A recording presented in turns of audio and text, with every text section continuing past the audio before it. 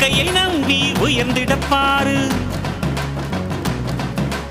உனக்கென எழுது ஒரு வரலாறு உனக்குள்ள சக்தி இருக்கு அதை புசிப்பிட வழிபாரு சுபவேளை நாளை மாலை சூடிடு அட எவனுக்கு என்ன குணம் எவனுக்கு என்ன பலம் கண்டதில்லை ஒருவருமே ஒரு விதைக்குள்ள அடைப்பட்ட ஆலமரம் கண்முடிக்கும் அதுவரை பொறுமனமே சிங்க நடை போட்டு சிகரத்தில் ஏறு